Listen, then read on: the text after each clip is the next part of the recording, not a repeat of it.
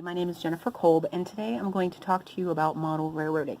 Now, if you've never heard of model railroading or need a little insight, that's okay, don't panic.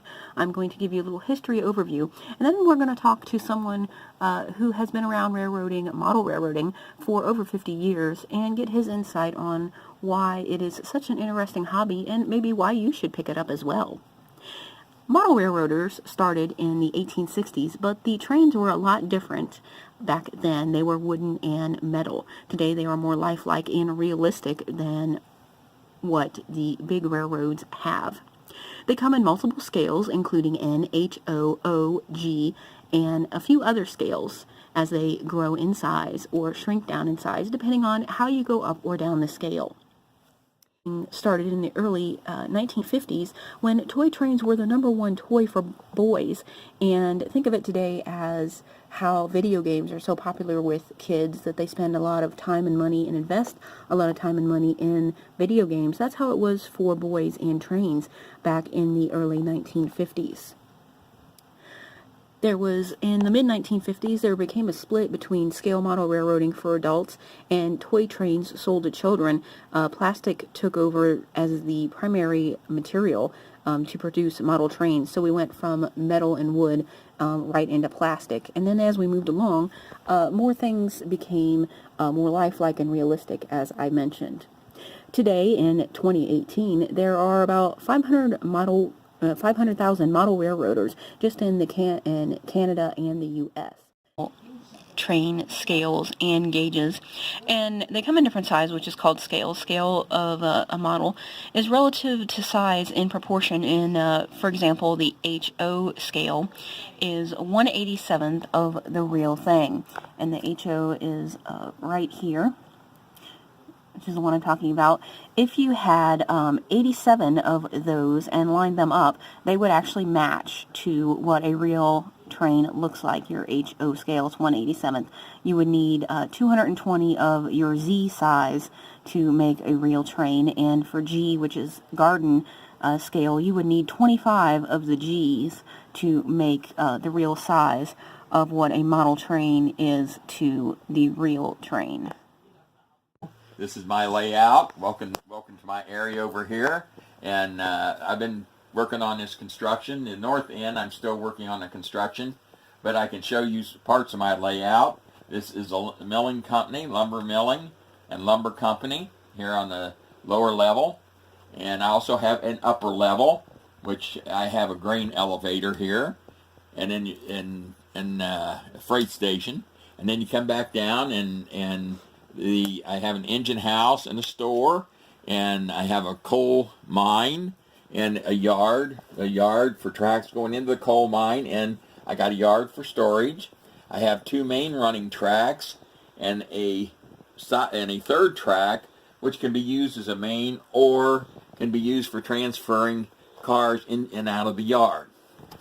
And then next to the coal mine, next to the coal mine, I have a oil company here, small oil, and I like, and so that's what I model after. And my wife's is the Chessie system. She likes that, so I have to model for her too. And that right there, and the upper section here, I have a major city in the back, and big buildings for major city. Now, if you just model starting with an oval and then get some switches and that, you can start with small buildings and that, and then in time, if you want to continue on, you may go to the bigger buildings and that. And out front, got depot, got a passenger depot and a freight depot here. And of course, about every town that needs a depot, and they got the rail and that. And there's some small businesses up here and so on too. And then not everything you do in railroading has to be track or railroading to make an area stand out. You may want a recreation area. So I have a ball field here and a tennis court behind it. And I also have a road that comes up here for a camping area and recreation area for people, when they with kids and so on, while people are at the ball game and that.